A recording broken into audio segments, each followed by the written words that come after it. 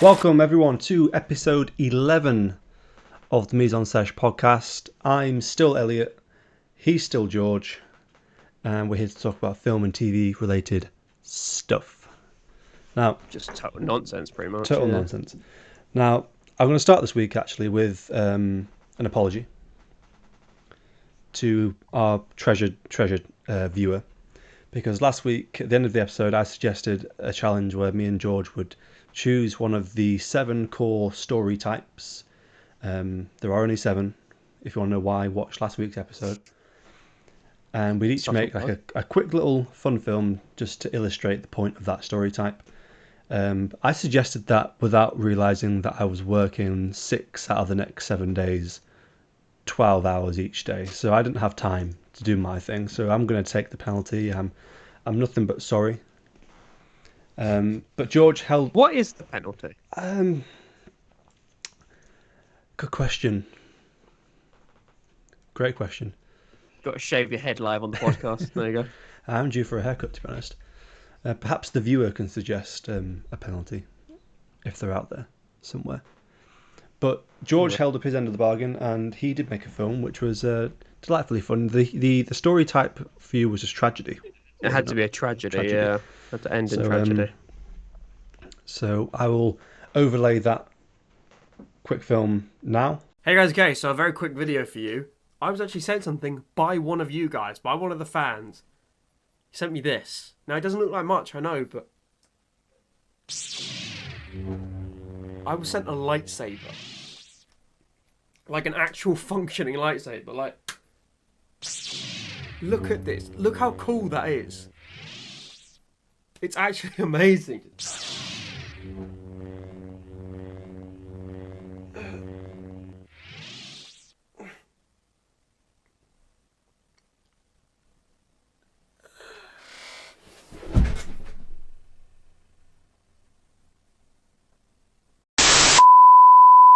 Yeah, so that was your fun little thing. Honestly, I watched that and I genuinely I don't chuckle out loud very often, but I did chuckle. I was like, you know, that's like a standing ovation by me.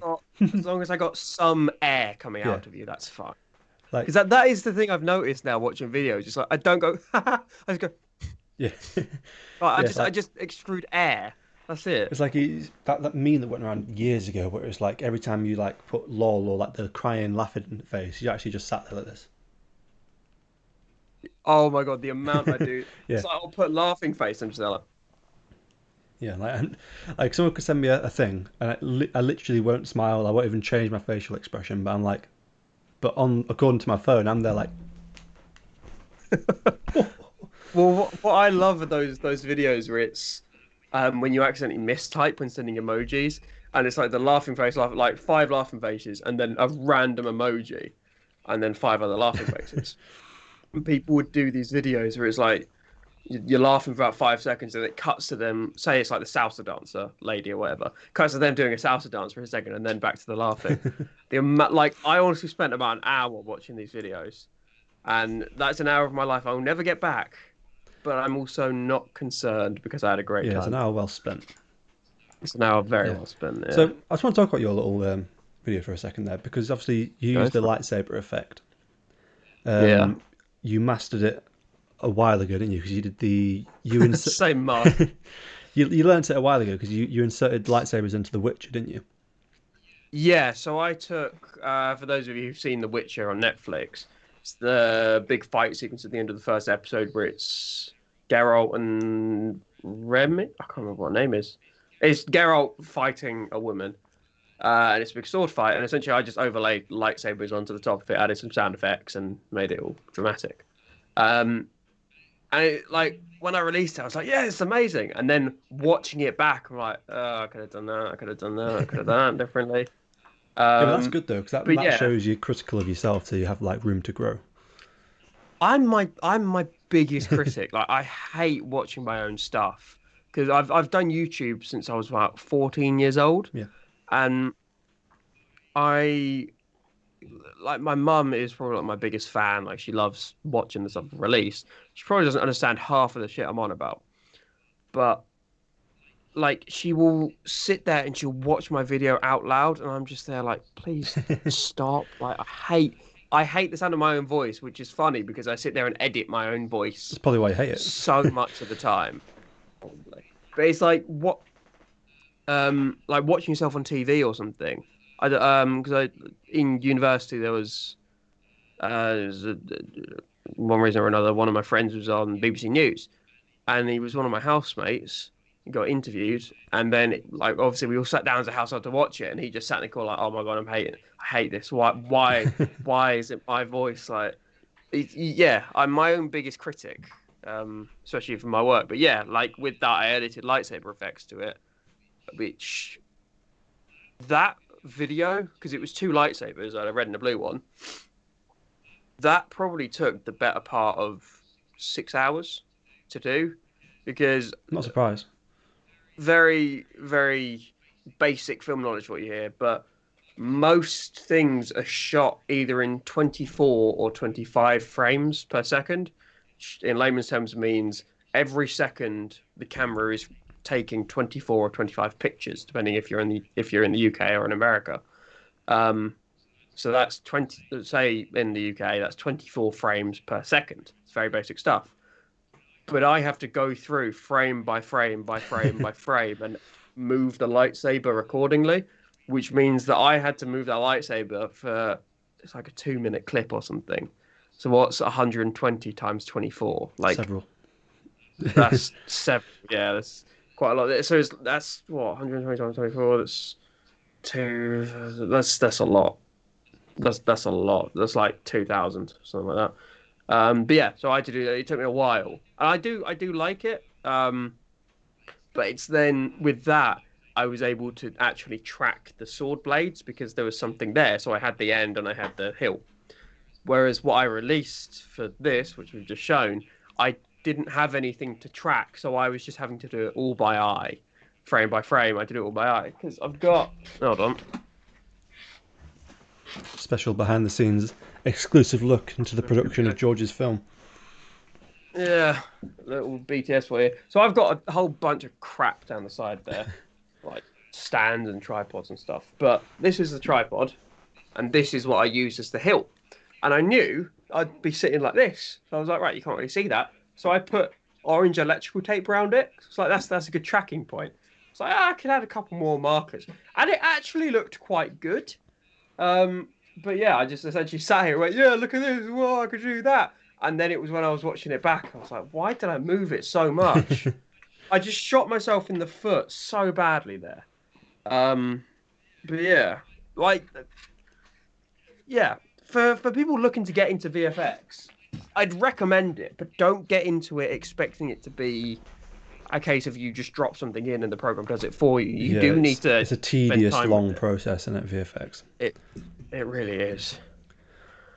But yeah, it's because it was like obviously at the start of lockdown, everyone was finding these new things they were going to do, the new hobbies, and VFX was the one I wanted to look into because I've always wanted to be able to do lightsaber fights or like Harry Potter magic battles. I've always wanted to be able to do that. And that really showed me how much time you have to put into it. Like that's one of the reasons why editing takes so long. Like if you had just a basic rom-com where there was no VFX needed or whatever, I'm literally just pulling numbers off the top of my head, but I'm saying editing will probably take about 5 to 6 months, something like that, to get from principal photography wrap to picture lock. I'm saying 5, 6 months. If you throw VFX onto that, 5, 6 months of story editing, and then you've got 3, 4 months of VFX. Yeah, it's crazy, isn't it? Just VFX. Like that's why things like Avengers and that take about a year from principal photography wrapping to picture locking. It's ridiculous. It's like even like on the highest level as well, things are shot like things that they use techniques purposely for the purpose of doing VFX in post production, and it still takes as like months and years to get things done. Well, it's like you see on blue screens. It's like they've got all the crosses or markers on the blue screen, And before really thinking about, before getting into the industry, I didn't really think about it. And looking at it now, they're tracking Yeah. markers, which essentially means when the camera moves in a virtual environment, when it's moving in your CG environment, you can lock those tracking markers, say like the corner of a building or something. You just lock it so when those points move in front of the camera, the building will shift as well, or whatever it is you've locked that. And it's just yeah, it's small things like just having little tracking markers, or like your lighting needs to be so perfect. It's Yeah. unreal. If your practical lighting doesn't match your virtual lighting, it just really throws you. It's like all your assets need to look seamless. Yeah, I don't know. VFX is one of those things. It is an art form. Oh Like yeah, it's filmmaking in general is an art form, but VFX is yeah, like like it takes it's real it's skill. a whole thing inside of itself. Like it's just a whole new world inside of the multiverse that is filmmaking, and the attention to Do you detail is know? so extortion. Sorry, Do you know when the first VFX shot was released? I don't. You want to take a guess? Well, it depends what actually qualifies as VFX because I can think of Okay, examples from a like pre fully 1930 or fully virtual. virtual. Okay, right. So a CGI thing, a CGI, say, character implemented into a scene. Um, I mean, if I had to guess, I'd say maybe late 70s, early 80s, but 1985. 85. It's a film called Young Sherlock Holmes, and I saw the scene years ago, but essentially it's like a stained glass window. There's a knight in the stained glass window who then comes to life. So it's a character made of Okay. glass moving around in the scene. And you looking at it now, you can see it's like, it Because, doesn't hold up necessarily, but if but it's it's literally the still, first, it's the first time something like that was done that I'm aware of. I could be very wrong here, but that I'm aware of. That was the first time that a CG character, especially, was used in a film. And then obviously with TV shows, like you get CG elements in TV shows nowadays, but they're still because they don't have the budget, they're still not on the scale of something like a Marvel film. yeah, Even though it's a like with the DC TV shows, like the Arrowverse, or whatever it's referred to now. Um, like the Flash, I think I've talked about it before, yeah, but I absolutely love the character of the Flash. But yet the running still looks quite cartoonish. It doesn't look right. It doesn't fit. You know, like when he's just there doing this because they don't have a full wire rig. They just got him on a green screen and a treadmill doing that. It just yeah, it doesn't look right. It's because they don't have the huge yeah. budget it actually requires. Like it's a Yeah. big, like I think with VFX stuff is like the budget increases so much, but then the final result it might only change by like this much. Like you, But it's like, that but that makes all the that difference, slight doesn't it? Yeah, increase is what makes all the yeah. difference, It's all about the definitely. details, VFX. Because I think we discussed it last time. Not Avengers, Avatar. Yeah, Because the first Avatar film was yeah. We 2009. discussed that in depth. That's Yeah, properly discussed it. But the CG in that, like the VFX in that was amazing. yeah, It looked amazing. I'm sure it still holds up very well today. But how good is it going to look in the next iterations? Like how yeah. well is it going to like it's going to look picture perfect, I'm guessing. I should hope so. Unless something's gone horribly wrong down the pipeline. But yeah, don't know. VFX is totally underrated. Yeah, I I feel like people these days are so they're so accustomed to seeing VFX like everywhere that so they don't appreciate what it is anymore. There's sort of like most obviously we're like film students and film nerds, so obviously we can appreciate it. But the regular like the average cinema goer is just sort of a little bit numb to like VFX. Like people, I think especially with like since Marvel's been so good at making their films in the past sort of decade, and they've been so good at the effects in those films. They're so popular. mm, It's like now, like when you see an amazing visual effect, I reckon normal people they don't even really notice that it's a visual effect. They just sort of take it as like that's what it is. Well, what I find really interesting is when I can't even tell it's a visual effect. Because obviously, if it's like a character who is impossible, like they physically cannot exist, obviously that's CG. Yeah. Like lasers obviously don't exist. Like someone flying is obviously CG. But it's set extension, Mm. and it's like it's so seamless. The one which really shocked me was Zodiac. If you've seen Oh, that I've not with seen it. Mark Ruffalo. Um, which is about Zodiac Killer and all that. But there's a shot where you can see, I can't remember where it's set. I want to say like Philadelphia or Chicago or something. And the camera comes up the road and it's sort of you're at the tip of a hill kind of Yeah. thing, like on the road. It's the hill. I want to say it's San Francisco actually. But the car comes up and you can just see this whole expanse, like down the road, like the action's going on in the foreground. You can see the expanse. That's all shot on a green screen, Mm. but it looks seamless and it's really, really impressive. Um, but what was it that was done recently? Oh, WandaVision. That was it. Uh, I guess spoilers for WandaVision if you haven't seen it. Have you? I don't know what Yeah, but yeah, you're up to. I've Have you seen it all. finished it? Yeah. You finished it? So it's when Wanda expands the hex, Yeah. like expands it so that things start to get engulfed, like the sword base and stuff like Yeah. that. They get replaced, and all of the circus tents are all CG. Are they? Like none of that is practical See, set. I wondered if they'd shot both and then just combined them, but that's interesting. That's what I thought. Because that's my initial reaction, and that's what I said was what happened. Like they've It's just shown a it's funny. It's combination. funny you mentioned the hex expanding because it might even be in the episode where it expands, but obviously like it's visually like stunning when it expands and it converts the sword base into the circus and that stuff. But then there's some shots that are either later on in that episode or maybe they might be in the following episode where like you can blatantly like obviously I know how it's vaguely how things are done. So I was watching it. I could blatantly tell that they'd like shot and framed everything for the purposes of making the rotoscope easier. I think it was when they were talking at the new sword base and looking at the hex, and you could tell they'd shot it purposely so they could rotoscope the whole thing into it. And I watched that and I was like, "Ha, got you!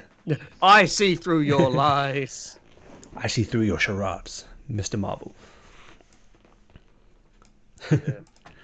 But anyway, well, No, but we'll stop fangirling over Marvel VFX. I want to circle back to obviously you mentioned that you'd been doing YouTube for ages and like talking about your mum watching your videos. I got a text from my mum the other day saying, "Me and Grandma just watched your vlog." surprised she knows what a vlog Yeah, is. I was just like, "Oh, okay then," because I never told my mum and dad about my like, YouTube stuff that I do. I say YouTube stuff that I do. I upload a video like once every season. I'm trying to change that. I'm trying. But like my dad let it slip at Christmas that because I mentioned in one of my videos you see a pressure washer in a sequence, and I mentioned to him when I saw him at Christmas, I was like, "Oh, I don't know, can't remember if I told you, I got a pressure washer," and he was like, "Oh yeah, I saw it in your video." I was like, "Oh, so I guess you found it then." But then Mum hadn't mentioned it to me, but then she just texted me the other day saying, "Me and Grandma are watching your vlog." I was like, "Oh." I was like, "Okay." Better stop slagging them off now. Yeah, no, it was a similar thing for me because like I said, I've been doing YouTube since I was like 14 years old, and I've gone through about 6 different channels. And to be fair, I've had my current channel since about 2014, something like that. I was about 16, 17 when I started it, so this is like the longest running one I've had. But I never really told my mum about it, and then all of a sudden, I just happened to mention it, and now she's like, she watches everything. Like, I think she like sat there with me and was like, right, set me up an account. I want to subscribe. All that. Subscribe, hit the bell, leave a comment, leave a like. Yeah.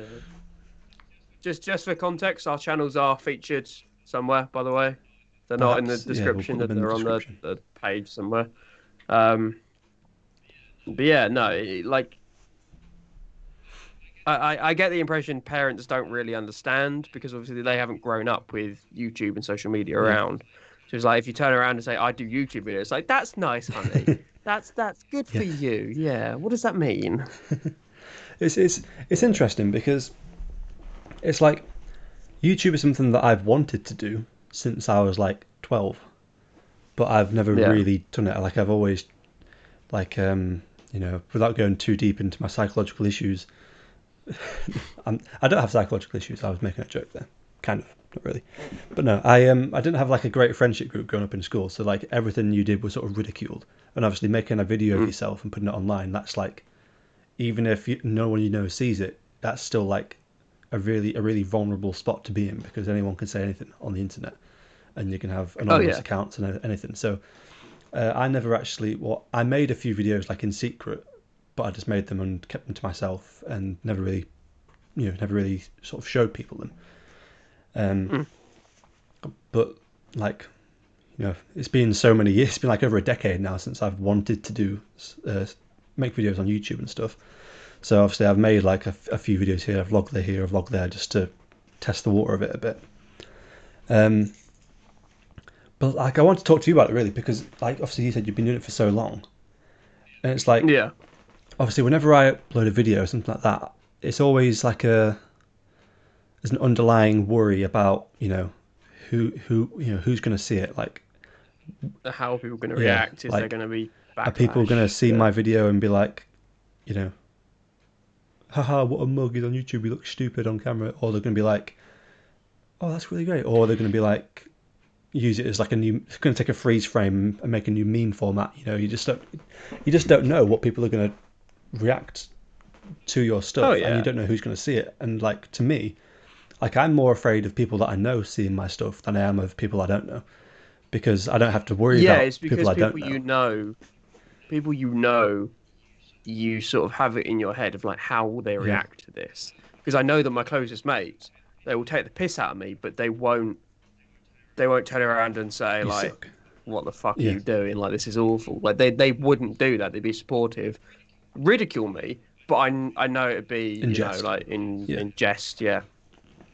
Um, but I vividly remember because I've been doing YouTube for a long time, like since I was in secondary school. So like I think my first channel I made was when I was like 12, 13 years old. I started uploading videos around 13, 14. And somehow I think I might have mentioned it or I stupidly linked something to Facebook. So it's like whenever I uploaded it, shared it or whatever. And someone found my channel. One of the guys in school found my channel. And he then told loads of Mm. people. And he was like, "Oh, look at this, look at this." And I just remember I was never one of the cool kids. But then having all the attention on me. Looking back at it now, I'm like, yeah, that's great. You're getting me views, you're gonna make me money, that's fine. This is back when like 10 views got you about a pound or whatever. But like I was so self-conscious about the fact of like people I know are watching my Yeah. stuff. I remember going home after people had like said it to my face, like, "Oh, what the fuck is this?" Oh, you weirdo kind of thing. Like I'd actually been called out on it. They made fun of me for it. I remember running home, trying to delete my channel, like just frantically trying to remove it, and my internet cut out. I couldn't do anything. I was proper like on the phone to my mum, like, "The internet's down," yeah." And she was like, "What are you on about? What do you want me to do? I can't do anything. I don't even understand what you're saying." And I was just losing my mind because I didn't want more people to see my Yeah. stuff. That's how conscious I was of it. And then I got to, I don't know, 15, 16 years old or whatever. And I've made my channel now. Um, I've still got now, whenever that was. And I uploaded weird Minecraft videos at the time because I was really big on Minecraft. And I just remember there was one guy who had a channel and he had like 100 subscribers. And he just kept coming up to me saying, "Hey, congrats on 100 subscribers." "Oh, wait, no, you don't have that, do you?" It's like, what is your issue? What, like, he's weirdo still. But I was like, what is your issue? Like, surely you can see that I'm trying to make something. You can see I'm trying to find a rhythm or a personality online. why would you not say, hey, like I can, we can collaborate on something, or I can help you if you want? Because he was also doing Minecraft videos. So back then it would have been like, right, we'll do a parkour map or Yeah. whatever it was at the time. Like we'll do something together. But no, his way of helping me was apparently just making me feel so self-conscious about the fact I had like 5 subscribers or whatever. Like I don't understand the whole mindset of you're doing something which I don't do, therefore I'm going to belittle you for it. I don't get that. Yeah. And that never made sense to me, because it's with our line of work, if you're ever in front of the camera, realistically it's not going to be for a good reason. Like you're not going to be the macho hero of a film Well, or whatever. speak for yourself. Like it's just true. No, but it's like when I was working on for ITV, I was a production runner on a show called In for a Penny. And it was sort of because I worked on the second series, and it was known that the production runner would stand in front of the camera in stupid outfits and be the butt of the joke. And I signed on, and I was like, yeah, no, I'm happy to do that. That's fine. And then for whatever reason, they decided they weren't going to use me in all the butts of the jokes. Like, I was behind the camera predominantly. There's a couple of shots of me actually holding the sign, but you can't see my face. And then I was like, okay, whatever, that's fine. But the one time I was in front of the camera, I was in a Vegas showgirl outfit. Yeah, I know the picture. I'm pretty sure I've shown you the pictures, yeah. But I was in this Vegas showgirl outfit, and I was like, you know what? Fuck it. I look ridiculous. I look so stupid. Like, they gave me heels to wear, and like, I'm the same height as Stephen Mulhern, I think, if not a bit taller. But they literally said you can't wear the heels because you're going to be so out of frame. So they gave me flats instead. But trying to find size 12 heels was ridiculous. But like I was just there, like I've got this whole headpiece on, like I had all the frills and everything, and then they cut the game because it didn't work. And I was really sort of like, what the hell? Like, why have you I went through all of that for literally nothing. But then looking back at it, I'm like, I'm kind of glad, because otherwise that's all I'd be known for, is the weirdo who wore the Vegas showgirl outfit in Poundland one time. There are probably pictures of me out there somewhere. Like, I've shared pictures on my own Instagram. But it's like there's probably someone who took a picture on their Snapchat one day and went, oh, look at this weirdo. But it's like the difference between me being so self-conscious at the age of 13 to the point I didn't want anyone to hear my voice on YouTube. I didn't want anyone I knew to hear my voice. To then getting to the point of I'm quite happy to dress up in a showgirl outfit and go on something that might be on national TV. Heels. Yeah. And it is the thing of like, I just realised, why am I self-conscious? Like, if anyone's making fun of me, then they're not the people I want to be in my life. Yeah. And it is, I think that's just quite a good outlook to have in general, but especially in this industry. If people are making you feel crap for what you've done, granted, if someone's calling you out on you making a mistake, fine. But if someone is turning around to you and saying, why the hell have you done that? Like, that's so weird.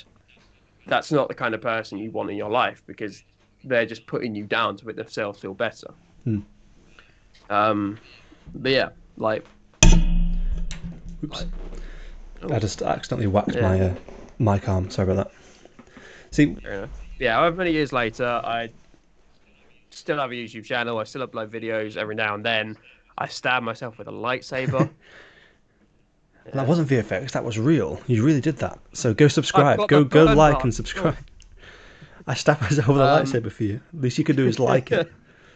I even added the gone wrong bit. But yeah, no, it's just a thing of I had to overcome my self-consciousness, like my self-doubt. I had to overcome that enough to be like, no, I'm just going to put things out. If people don't like it, fine. I don't really care. Like, I mean, I do. Like, anytime anyone comments on anything I do, I read all the comments, because there's not enough for them to be flooded out, so I can see them. And I still occasionally, like older videos, somehow people find them. I get the odd comment of like, oh, what the hell? Like, what weirdo plays Minecraft or whatever? I'm like, mate, this video's like 8 years old. What weirdo is 8 years deep on your channel? Finding videos to comment on. That's probably more of a... To be fair, a few weeks ago, your you did a video. I don't know when it was. It was years ago because you look young in it. But it was about humans being 50% banana. That appeared in my suggestions box. Just Oh my I think I was God, at when was work that? and I was just scrolling through YouTube on my break, I'm gonna and check it mine. just appeared. I was like, hang on, that's George's face, and I realised I was like, oh, is it a new video? And then I realised it was your That's 5 years yeah. ago. So your 5-year-old video just appeared on my feed for some Oh my reason. So God. That's got 1,000 views. I'll take that. Yeah. see, like the real reason I wanted to talk about YouTube and stuff is because like obviously for those of you who are super fans and subscribe to my channel as well, you see I put a video out today or yesterday, depending on when this episode actually comes out, talking about like my problem and with like social media and stuff. And basically, it boils down to like because we have so much content shoved in our faces every day. Whenever you try and create something for yourself, there's always this automatic thing in my head, at least, automatic thing that compares it to like all the other stuff that I see all the time. And because of like the production value on YouTube videos is so high now. Like, obviously, I'm interested in films and filmmaking, that kind of thing. So a lot of the channels I subscribe to are related to that stuff, and the other half is like DIY videos for some reason. So the production value on those videos is just like insane. So whenever I try and make a video of my own, like automatically, say if I like the other week I wanted to film a video talking about the exposure triangle. It's like a basic sort of cinematography, like super basic like thing, because there is someone out there who doesn't know, and if I can make a video and if someone finds it and they learn how to do it, then great, that's a win.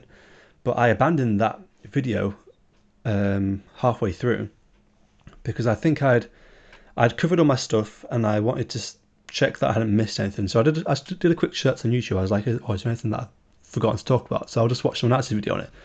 And I watched that and I was just like, well, that one's pretty much nailed it. And they're like, what's the point of making my video now?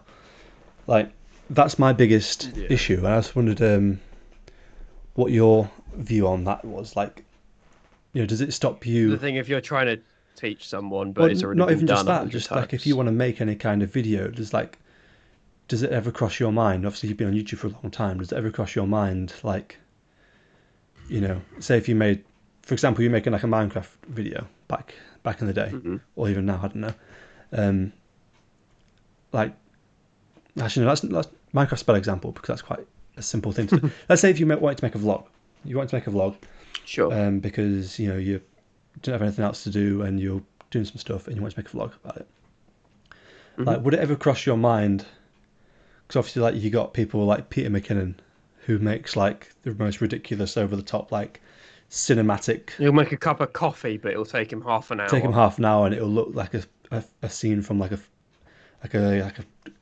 commercial or something like that. An art. Yeah, like Yeah.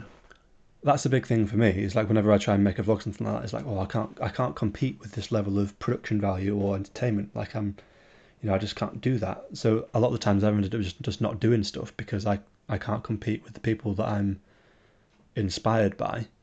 But I wondered if that ever crossed your mind. Yeah, like that crossed my mind quite a lot. Especially with like Peter McKinnon or like D for Darius. It's like watching their stuff where they've been doing this since like 2010. They've been doing it for over 10 years, and they've amassed an audience, and they literally make their living with cameras. That's how they pay their bills. So it just sort of makes sense for them to turn around and say, "Yeah, I could teach people, sure." But so yeah, like it does sort of cross my mind of like, well, where's the point? Because anything I want to teach, Already been taught by someone. I've learned from them. So it's like there's no point in me making a video because we talk about theirs.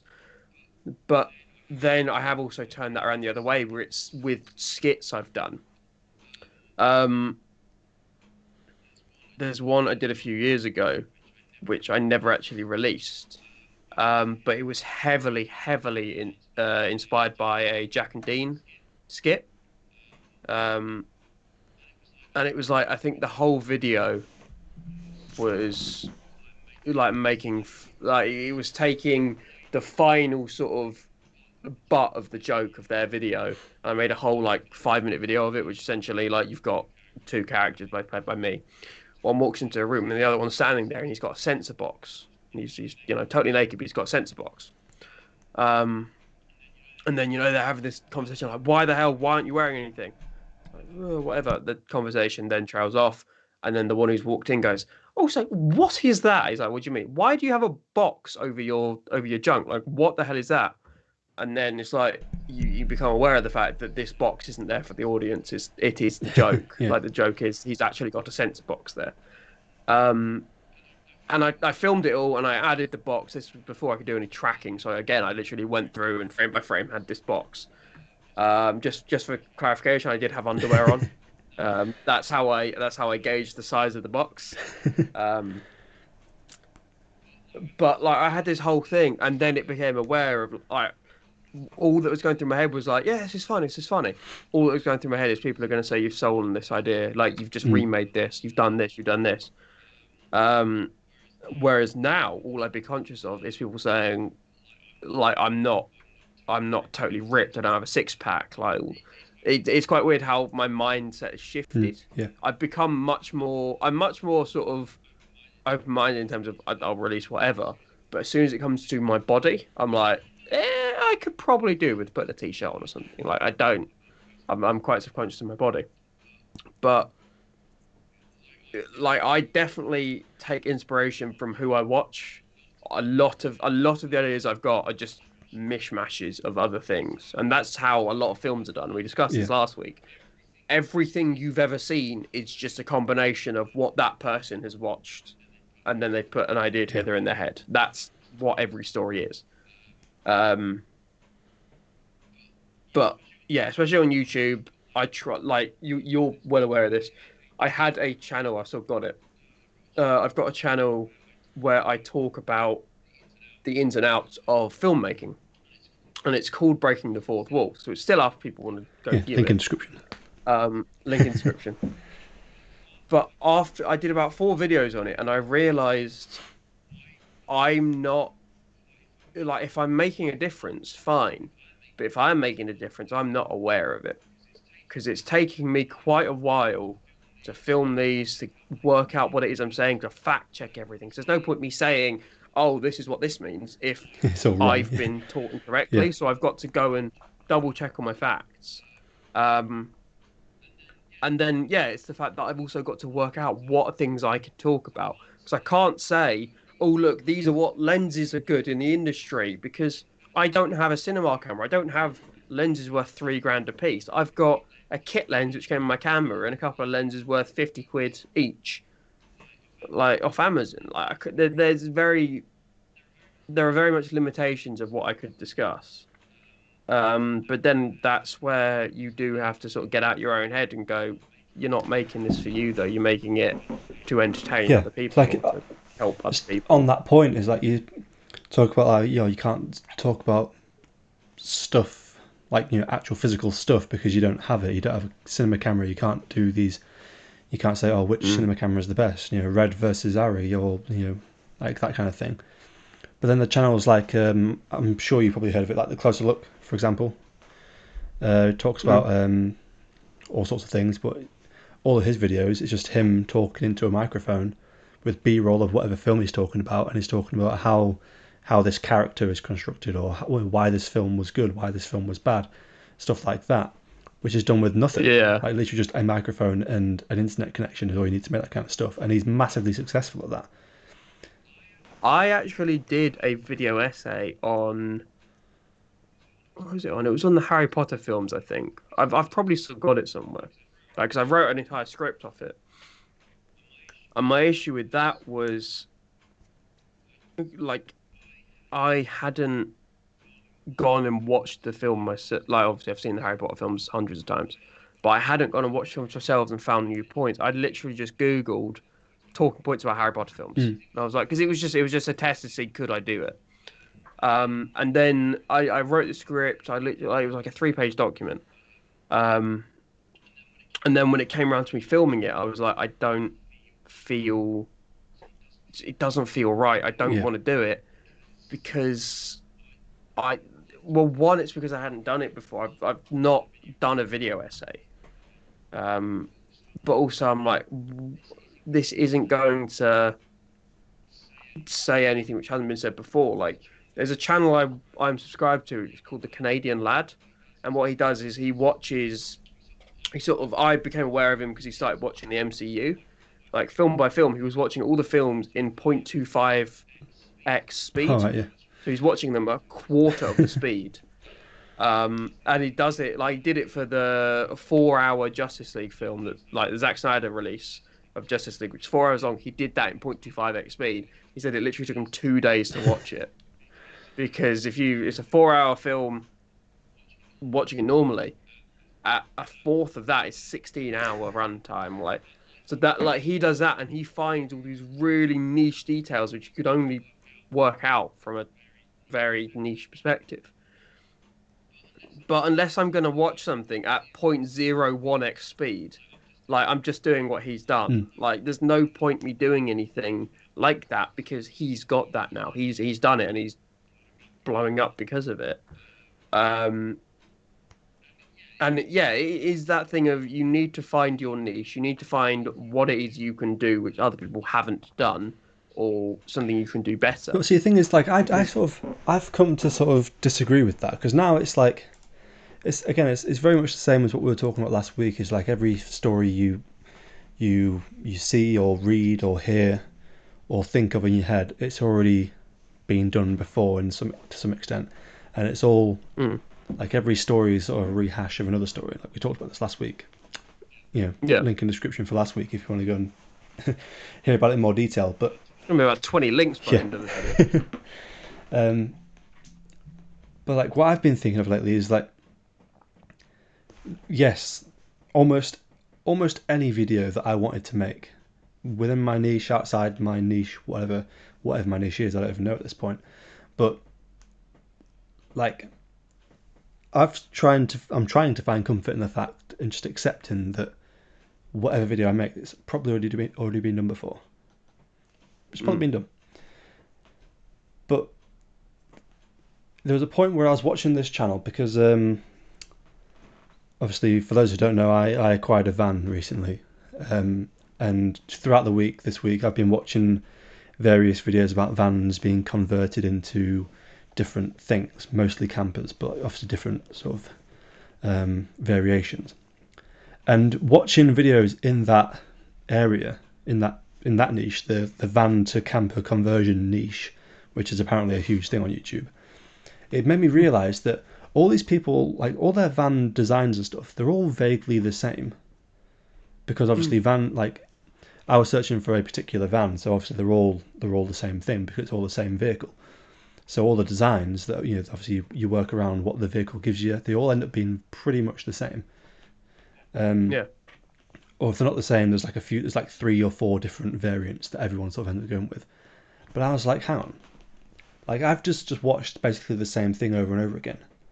But I watched a video and it was the same design as a video I watched like earlier that day, and I was like, hang on, I know this is the same, but I'm watching it anyway. And it was because I enjoyed the people that were doing it.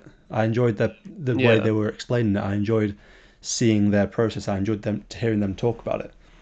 And that's what sort of made me think is like, it's not necessarily about just doing something no one's ever done before. Because if you're doing that, then if you only make videos that no one else has ever done before, then you're making a really small amount of videos at this point. Yeah. Like, you really are, because there's so much stuff. Like I think it's like 300 hours of video uploaded to YouTube every day, something like that. More than that. No, Is it's it, like is it every second. Yeah, like I feel like I feel like 300 hours uploaded every like hour, I think is the stat. I'm not really sure, but the point stands that there is so much stuff being put online Per day. a day. Okay, 500 hours of video uploaded to YouTube every minute. Jeez. 30,000 hours 30,000 hours per hour, 720,000 hours per day. Jesus. 720,000 insane. hours of content uploaded to YouTube every Every single single day. day. What are the odds of anyone uploading those videos doing something for the very first time or doing something That's completely insane. original? It's just probably not going to happen. See, I wanna meet the guy who sat there and worked out, like, right, that's just been uploaded, that's been uploaded, right, okay, so that's 3 minutes 12. I just want to see the guy who sat there with a calculator and just went, what? How did my Well, life I get to dare this say point? it's an automated process. I don't. I don't know. I Turns out don't know. Okay, the poor computer system who had to do there's it. one guy sat in like a lab somewhere in Germany, just like at the servers, just like just counting the bytes and doing calculations as they come in, 24/7. Just. But yeah, like back to the point is like so that's nearly, was it 720,000 hours? That's nearly a million A hours day, yeah. of, three-quarters of a million hours of video uploaded every single day. And all of those are going to be sort of rehashing the things that have already been done before. But the reason that people Mm, like the reason that new YouTube, the reason that new YouTubers keep popping up and people keep growing and stuff is because people watch stuff for the personality in the video. That's what I found is yeah. like I remember when I was searching about some I can't remember what it was, but it was some kind of like camera tutorial, and obviously I searched it into the search bar, and all my favorite ones came up, and I watched all of them. They all said the same thing, but I watched all Mhm. my different YouTubers because I wanted to hear their particular version of it. So um, I sort of lost where I was going with this, but like I found comfort in the fact that it's not like say for example I wanted to upload a video explaining how the exposure triangle works for video. Mhm. Like that's been done before. I bet if you searched Yeah. that right now on YouTube, you would get thousands of pages of results, all covering exactly the same information that I'm covering. But there's a reason that, you know, even though there's thousands of videos all covering that, they've all probably got a couple thousand views at the very least, and some of them will have millions of views. There's a reason that they all have views, that people watch different people's personalities on different videos because they like the person. Like when I search things, I can find 10 YouTubers that have all talked about the same topic, but I'll pick the one that I like talking to, and then I'll watch the rest of them. Yeah. So if I'm going to do that, if I'm going to upload a video talking about something that's already been talked about, then now I'm just thinking, well, I'm not, I'm not on the bleeding edge of YouTube content, but I'm doing my version of it because I want to talk Mm. about it. And anyone who watches it, they'll either watch it, get bored of it and click off, or they'll watch it and maybe they'll like the way that I deliver it. Maybe they'll, you know, find something I say funny or something like that. It's me they're watching it for, Yeah. which kind of sounds like a massive like ego trip, but it is true. That is why you subscribe to the channels you like, because there's loads of channels out there that will cover whatever you want to search in very like comprehensive detail, but you will probably subscribe to the ones with the people that you enjoy watching the most. I think my issue is that the people we watch, where it's like the interests we have are about filmmaking, cameras, audio, all that. And the people who make it big on YouTube are the people who know a lot about cameras, filmmaking, audio, because obviously they need to know about that to make YouTube Yeah, videos. Like Casey Neistat, he just started vlogging with a DSLR and started cutting together fancy edits. Like that's one of the reasons he blew up. But then it's like I guess PewDiePie, he got big because of like gaming and stuff. But he's got editors who know a lot about obviously editing and like comedic timing and yeah, stuff like that. It's sort of trailing off here. I don't know where I'm going with it. But like my issue is if I want to be talking about something, it's going to be about filmmaking. yeah, And that's like trying to scream into the abyss because yeah. This the chance of it being heard amongst all the other creators who also know probably just as much as I do about cameras and filmmaking, like it's gonna be flooded Yeah, out. that's- Whereas if I had something more niche where I was talking about my favorite type of desk fan, that will probably jump straight to the top because there's no one talking about their favorite type of desk fan. Because I did have a channel, like there was a period of like 3 years. Funny enough, no, there's a period of about 3 years where I went through about 6 YouTube channels. One of which was literally, what did I call it? I think it was like Hilton Daily Vlogs or something. And I literally sat at my laptop and just talked for about 5 minutes and just stared into my webcam and then went, "Yep, cool," and just uploaded it. I literally recorded it straight into YouTube and then uploaded it. Like I didn't do any fancy editing or all that. But I went through about 6 channels, and one of them was about card tricks, like playing cards and stuff. Because I do card tricks and stuff because I'm cool like that. But that was probably, if I was going to stick with anything, I should have probably stuck with that. Because there's not a huge, at the time especially, there wasn't a huge following of, like, there wasn't a huge audience around that, and now it blew up because card tricks and all that it took off a few years ago. But if I'd have stuck with that, who knows? I could have had 100,000 subscribers. Yeah.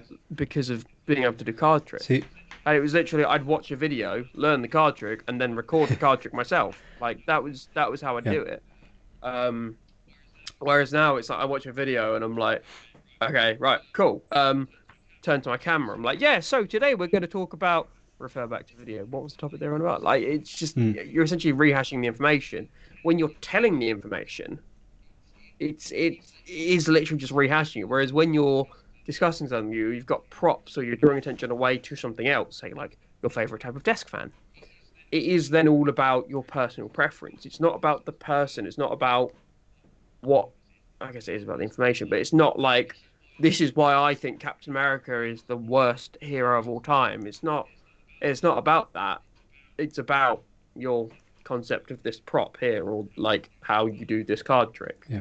It's not as much about the personality. It's more about what it is they're doing physically. I feel like what we're interested in particular, again, for the 1,000th time, if you don't know at this point, obviously we're into filmmaking stuff, is that I feel like that particular niche in YouTube is really difficult to try and get yourself into, because like being interested in that, so making videos about that, if you like the big guys who are making videos, and girls who are making videos about that stuff, obviously they know what they're talking about because they do it as a profession outside of YouTube, or sometimes just full-time YouTube.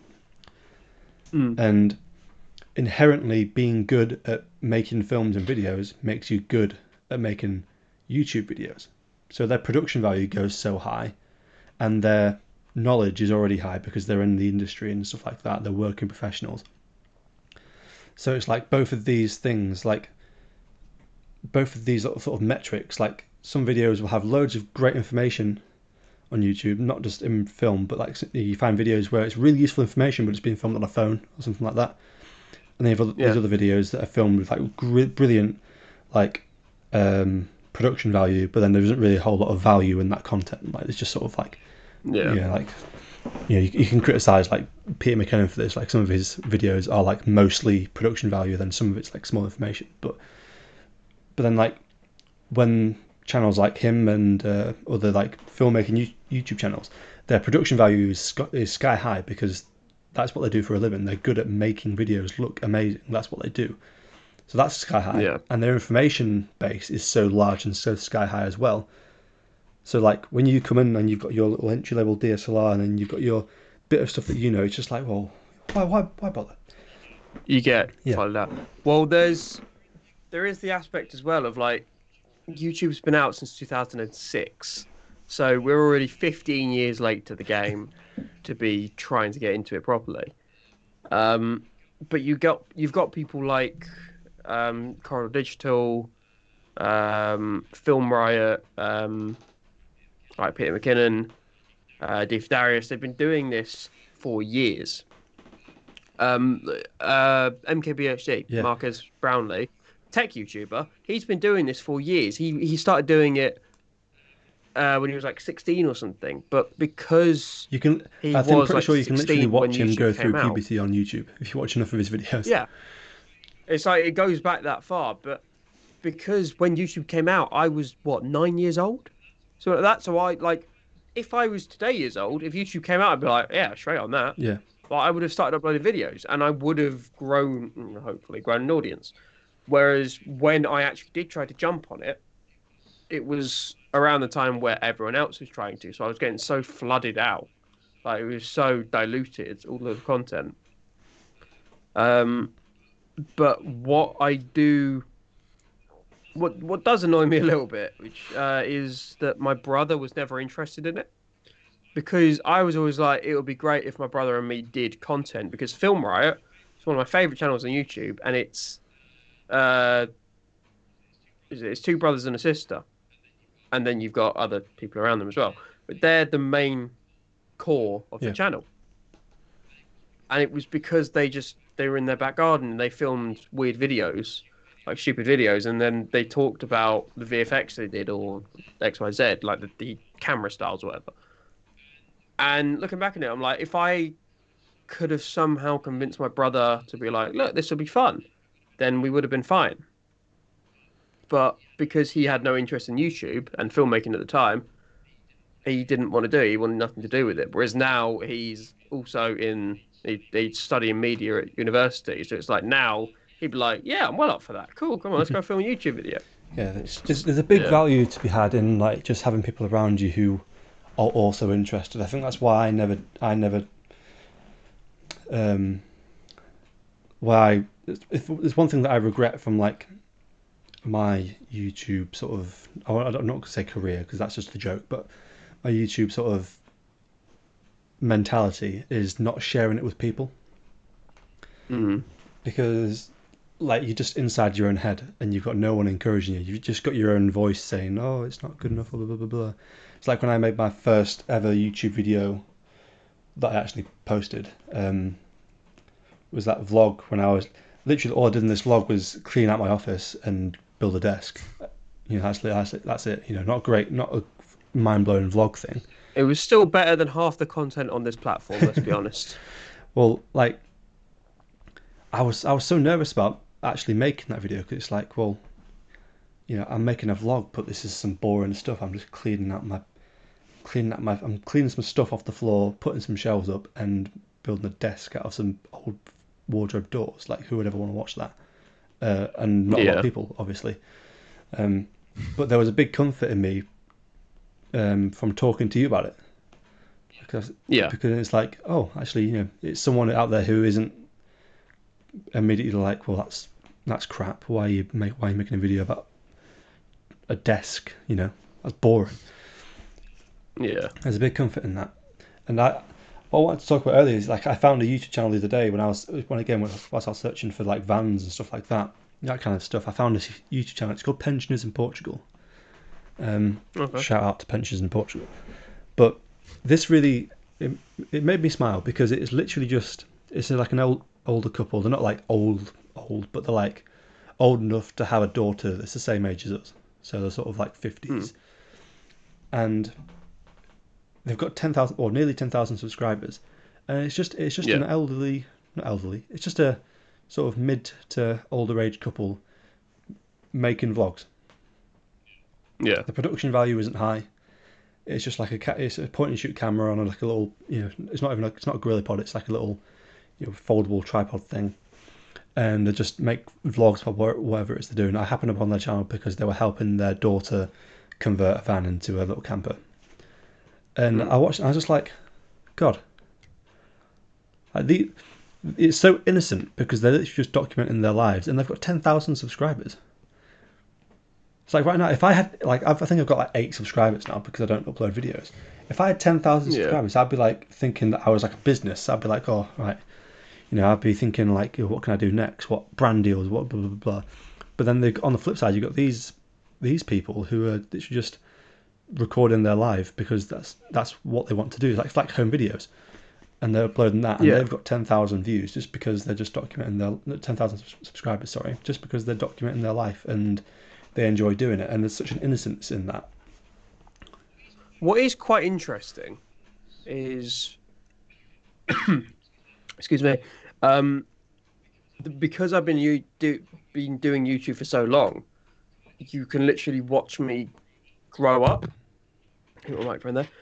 Because I made a video when I was like 18 years old, and I started it off almost like, right, I've got something really, it's something which affects a lot of guys my age, all that. And it was meant to be like a sub story, and then I reveal I can't grow facial hair, and then flash forward over many years, and I've got somewhat facial Yeah. hair now. Um, and it is quite interesting because because it was the like 6 year anniversary of my channel, like last year or something. Um, and I was going through and recording myself reacting to old videos, and it was cringy as anything, and I obviously just didn't upload it.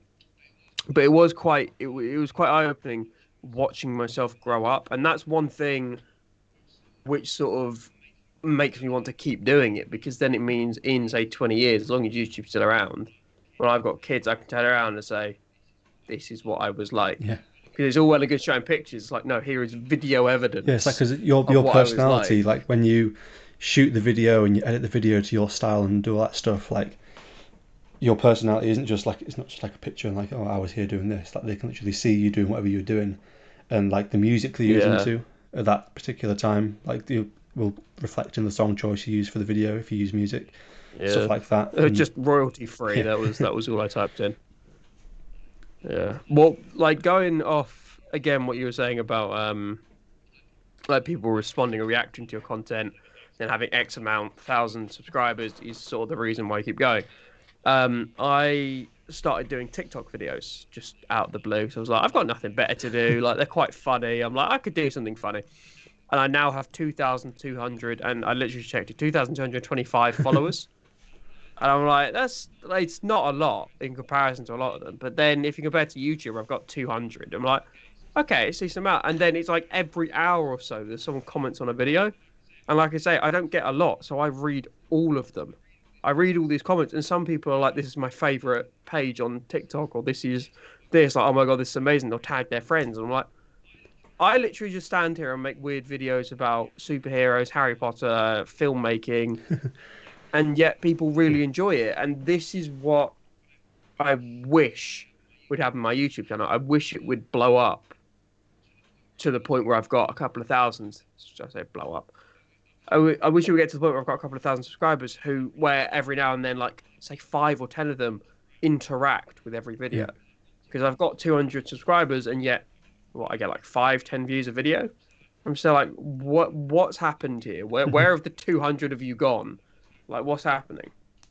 And it's one of those things where the main reason why I stopped uploading videos to my YouTube channel, well, the main reason was I started working. But one of the reasons why I never went back is because, like, there was no oomph. I didn't have the drive to do it because no one was interacting with them. I was literally just recording videos for myself, where when I was doing Yeah, it, that's that's fine. I had the drive. I was like, yeah, it's fun to do. Now I haven't done it in a while. I'm like, well, what was the fun part again? Me sitting there talking to a camera, me editing it, or me uploading it and watching 3 people watch it? Like, yeah, this. that's something that gets to me a bit when I upload a video because I don't. Again, it's a weird like thing because people don't see it. But again, I don't want to promote it because I'm afraid of it being judged or if it's not like up to the standard of like what people expect from YouTubers these days. I'm just sort of like, I'll just upload it and just let it be because it's just for me. But then like Yeah. it's quite a lot, people underestimate how much work it is to make a YouTube video and have it edited properly with music and stuff like that. Like if you do like an actual proper edit, then it can take days to get like a 10-minute video out. But there's Well, I actually had someone recently ask me, "Oh, would you be able to edit this video for someone?"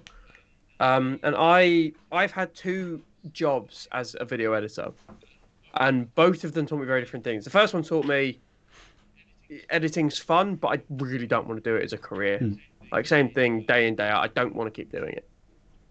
The second one taught me that with someone, because it was via Zoom the whole day. Like, I had my manager just on my monitor the whole day watching me.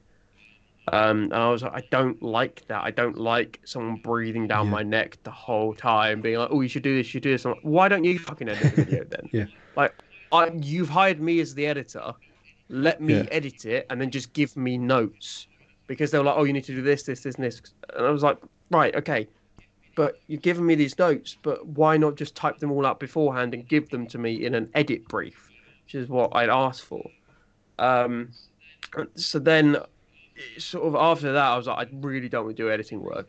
So then recently, someone asked me, "Would you be able?" Like, I've got a friend who's looking to get into YouTube, be able to edit their videos for them. I was like, I mean, I don't like.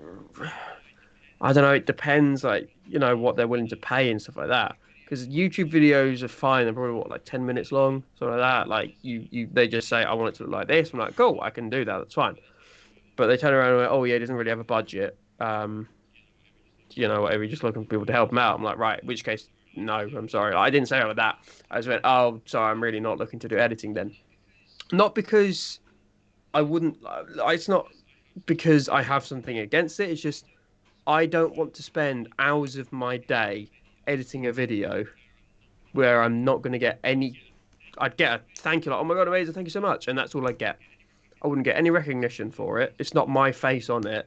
I probably wouldn't even get credit in the comment section or whatever. Like that would be it. I'd be Yeah, totally you're detached from the invisible project. as an editor. Where it's like, if I'm getting paid for that, fine. At least I'm getting something from it. Whereas if I'm just editing it at the kindness of my own heart, and then they turn around and take all the credit, I'm like, right, well, Yeah.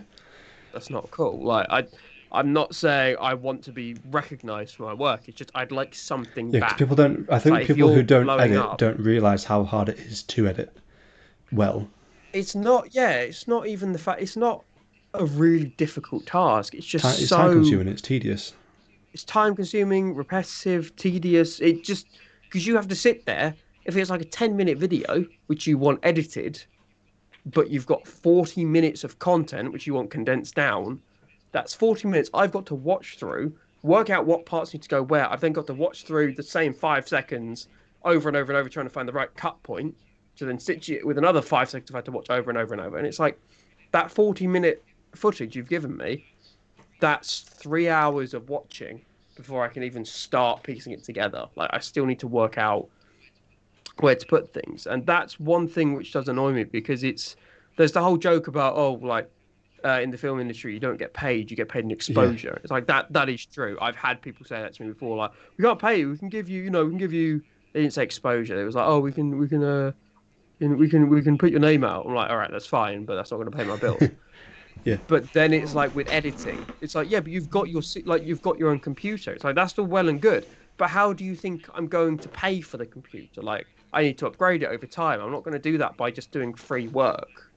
Like, regardless of whether or not it's a 5-minute job, it's like, if it was a very quick thing of like, "Can you just stitch these two videos together?" Fine, that takes me like 10 seconds. That's fine. But if it's like, "I need you to edit this 10-minute video, here's 3 hours of footage," no, you're either paying me for it or you're not getting it. Not because I'm just an evil person. It's like, Your time has value. I need something back here. Yeah. Especially when I'm offered an amount. What really sucked about lockdown is, obviously, work really dried up. Like, nothing was coming in at the start of last year. So then there was a period of time where I had nothing coming in, and I was really starting to stress. And then someone came along and offered me an editing job, and I was like, "Oh yeah, sure, I'll take that." And originally I was quoted at like £100 a day or something. Oh, it was something like that.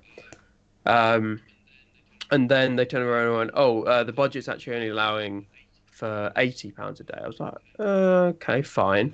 I would agree to this as long as in a few weeks we can address this. Like, we can address the amount, because I'm not comfortable working for only £80."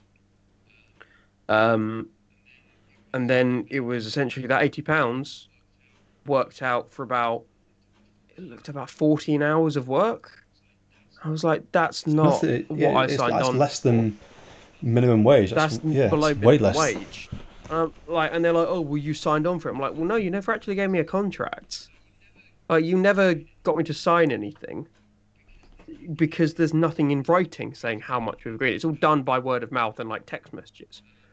But what was quite funny is, suggested something, and then it was like whatever it was, I can't remember. But then they called me instead of having something in text. They called me to agree to something, and I've been stung in the past by doing that by clicking a call and then not following up with an Yeah. email or whatever. So they called me and went, "Oh yeah, okay, we'll do that from next week. We'll agree to this." So as soon as the call ended, I sent a message saying, "Hey, just confirming what we've just spoken about. Here's X, Y, Z." And they were like, "Oh yeah." And it was at that point I was like, "Right, no, I knew I'm Yeah. going. I'm done with this job Yeah. now." I'm Like, out. if you're not going to respect the fact that editing and my time is worth money, I'm don't even bother. I can't be bothered. Yeah, but that's the lovely predicament the Corona. Yeah. Forgot the name of it then. That Corona has left us in, because I'm so desperate for work at points where I'm like, I will do anything. Like I will take the worst job, like editing job, just to stimulate my brain. Because otherwise, I just sit here and I just watch TV Mm. shows all day. There's like nothing I can do, and that's the worst Yeah. bit, See, because I can't go like do anything. I hadn't been making videos or anything like that because again I'd sort of fallen into this cycle of just sitting and vegetating, watching YouTube or TV all day. And then Mm. I was like, well, I don't have time. I've got all these jobs to do. I don't have time to make a YouTube video because I do want to make videos. It's just like, oh, I don't have time to go out and do something interesting. But then Yeah. there's a point where I sort of clicked and I was like, this is where my video that came up today or yesterday, again, depending on when this comes up, um, where I didn't have time to actually make, to produce a YouTube video because I had a lot of stuff to do. But I had some stuff I wanted to talk about, and I wanted to make a video. So, like, what I did to get around the time is I set the camera up by my window. I didn't even I think I put this background light on that's up here lighting me right now. Mm. Actually, no, that was just on by coincidence. And then I was like, oh, actually, kind of looks pretty decent, so I'll leave it on. I just sat and I just talked about some stuff that was on my mind, just a talking headpiece straight to the camera, and then I just recorded whatever it was that I was up to that day, and just overlaid it on top of that, obviously with some extras and stuff to prove the point of what I was talking about. But to me, like, again, that's not the best video in the world, but I really enjoyed that process because it allowed me to make a video and talk about something that I wanted to talk about. But I'm just documenting whatever it is that I'm up to that particular day. Like it's kind of a Yeah. vlog because like if you watch all the most successful vloggers you watch, like they'll have a vlog where they document whatever it is they're doing about the day. But almost every episode will have like some sort of overarching thing that they're talking about, that's something that's on the mind that day. And this is like a direct sort of experiment with that. I was just let me just set up the camera, say what's on my mind, and then I'll just record whatever I'm up to and just mix it together. And I found that to be a really, again, it's not the most exciting video in the world, I don't think, but for me, as someone who's been stuck trying to make something for so long, it was a really sort of liberating thing to do because there's no sort of, I didn't have to like carry the camera around with me and try and be energetic and stuff like that. It was just talk about what I'm thinking and then go together. So if you're bored one day, I'd recommend trying that because that was actually quite a lot of fun for me to do. I've done it before. I've done daily vlogging before. I've done it a couple of times, and it's always very apparent after. Like, I always psych myself up in the morning. I'm like, "Yeah, this is great." I start talking to the camera, and then it's like, "I need to go outside. I need to go outside." Fuck. And then I'm like, "I don't want to talk to my camera." Like, I'm walking down Yeah. the street, like, "Hey." I get very self-conscious about that. So it was like with yours, it was because yeah, you were talking about social media and how much time it takes up. Like, you've got so much going on in your life, and then you just sit there and scroll social media for hours. But with that, it was like what, 3 minute video? 3 minutes, yeah. 3 minutes. And if that video was like 10 minutes long, I'd be sort of like looking at the time of like, all right, come on, how long's this thing got left? Because it was only 3 minutes, and because you were talking, there was no waffle. You got straight to the point. It was like I was watching it, I was like, oh shit, okay, it's done, all right. Like, it got straight to the point, and it was done before like I wasn't looking at the time of like, all right, how long's this thing got left. I just watched the whole thing without really taking into account how long it was. So it's like with something like that where you just sort of set up a camera and you speak what's on your mind. I think that is a good idea. My issue is it's probably become quite apparent on this podcast, especially. I'll start talking about something. So say I'm telling you the plot of a film. Say I'm telling you the plot of Avengers: Infinity War. And I start saying, I've really got something in my throat. I start saying about how, right. So there's this guy, it's like Thanos. He's trying to get Infinity Stones. But right, so Thanos he's this character from the comics, and he's purple because he's a tyrant. I will go through. I will get to the end eventually. But I'll go off on all the details you need to know, even though you already know them. My girlfriend knows this because I'll tell her stories. She's heard the stories already, but I'll tell her stories. And then I'll tell her all the backlog and context she needs to know for the stories. And I got to the point one time she went, I know, I was there. I'm like, yeah. Like, I will go off on so many tangents, which is why if I upload a 5-minute video, the recording is 20 minutes long. What I was going to say is the 3 minutes. Obviously, I'm talking throughout the 3 minutes of that video that we're talking about now, but the actual recording that I took that audio from, I think it was 21 minutes long. But actually, having said that, it wasn't 20 minutes long because I was talking for 20 minutes straight just about stuff. It was more just me stumbling over my words and stuff like that. Like I knew what I wanted to say, but then it was saying it in a way that sounded right and that flowed properly. Stuff. So it was 22 minute. I think it was a 22-minute thing that I cut down to 3 minutes, and then I just stitched in whatever I was up to. But there's quite a few YouTubers who I've found who I've noticed. Like I didn't notice at the time, but after making that video, I've gone back and watched some people that I was into. I realised, hang on, they're doing the same thing. Like because there's a YouTuber I watch. He's called Jake Frew. He's quite small, relatively speaking. I say that, I think he might have 100,000 subscribers now.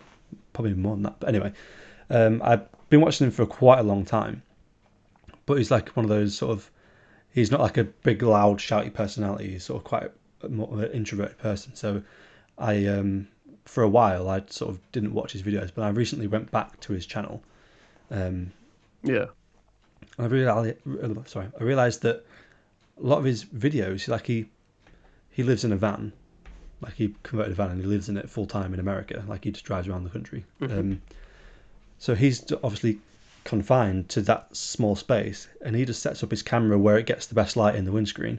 He'll sit and talk, and I've realised this after I'd made my video. I was like, hang on, he's sitting and talking to his camera, and everything else is just inserted.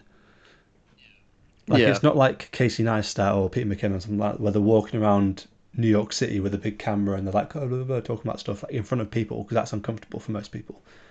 Like he's in his own little space, in his little van, expressing himself in a space where he feels comfortable. He's not waffling. He can just talk about what it is he wants to talk about, and then he's just he's just documenting other stuff, or he's using footage that he's got from other things that he's been doing, and he's just put it in. And those videos are actually really good and interesting to watch, and they always fly by because they're just so easy to digest. Yeah. Well, fall back on my chair there. There's a YouTuber I've been watching for a few years. He's not really uploaded recently, but there's a guy called Jacob Dubman. And he's become like an actor now. He's done Netflix jobs. But he did this video one time where he woke up really early in the morning. It's like 3 a.m. or something, and he drove to this open field near him, and he just set up the camera. He got out like a flask of tea. He had the sunset behind him. Not sunset, sunrise behind him. And he just sat and talked. And it's like, that's something, because I've watched it before I could drive, so I couldn't do it. And then all of a sudden I could drive. I was like, I really want to go and do that. I just want to go and sit and talk. But then it occurred to me, I was like, I have nothing to talk about. Like, if I had something where I really wanted to get it off my chest, where it's like, this has been really like on my mind for the past few days or whatever, then fine. But I have no reason to, because at that point it's just like, I'm literally just going to sit for the sake of Yeah, going if to you- sit. I could quite easily just sit and do this in the comfort of my If own you're gonna home. if you're gonna Like, go and just do like a thing where you just talk, then you have to make sure you know what you're going to talk about. Otherwise, you just end up just rambling, and people aren't. You're not really going to make a whole lot of sense. yeah. But anyway, we've been going for about an hour and 20, and my Oh dinner's damn. ready. But yeah, What 20 Yeah. to 10? well, I was going to have it before, but then I delayed it until after this podcast because I'm just so dedicated to the cause. But yeah, like if you're struggling to make videos or like don't want to like walk around a street vlogging, then I definitely recommend that because that little experiment was really enjoyable for me. Like it's a good way to just talk about whatever it is you want to talk about. If you got something you want to talk about, obviously. Yeah. But anyway, this has been episode All right. 11. 11 episodes of the Mise-En-Sesh. Damn. And That's so many Certainly are. hours. I was going to say 11 hours, but no, it'd be more than that because there's a few episodes that have gone really long. Like the 2 hour feature length thing we did about Star Wars. Yeah. Special. But yes, anyway. We'll see you next week for episode 12, where I will be Elliot and he will be George on episode 12 of the Mise-En-Sesh podcast. But for now, goodbye. Right, thank you for watching. Boom.